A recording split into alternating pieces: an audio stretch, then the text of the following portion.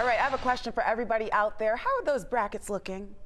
Are they still doing okay? You didn't even try this year? Okay, all right. Well, the NCAA men's tournament is officially underway. And the Kennesaw State Owls will have to hold their horses. They have to wait until tomorrow for their big moment on the big stage. Our Maria Barton is following the Owls on this historic run that they're having. She's joining us now live from Greensboro. Hey, Maria, how's it going up there?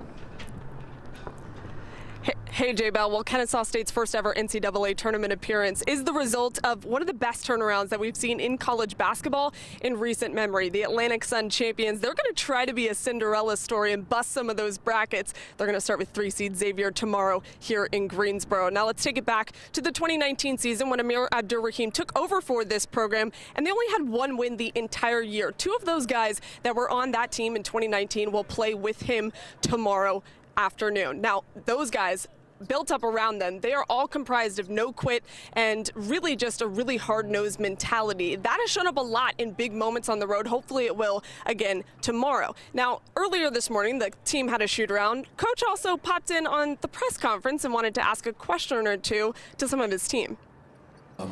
This question is for both of you guys. Amir Abdur-Rahim, head coach, Kennesaw State. What can you tell the people that don't know much about Kennesaw State, just what makes us special as a program and what makes our university special? This is for both of you guys. Yeah, when you think of Atlanta, you don't typically think of Kennesaw, but I feel like Kennesaw is a special area, and special teams have came through here and are continuing to come through here. I think, man, when you watch us play, man, you're going to see it's a chip on our shoulder at all times, man, because like the question before, we're technically an underdog on paper, but we don't see ourselves as an underdog.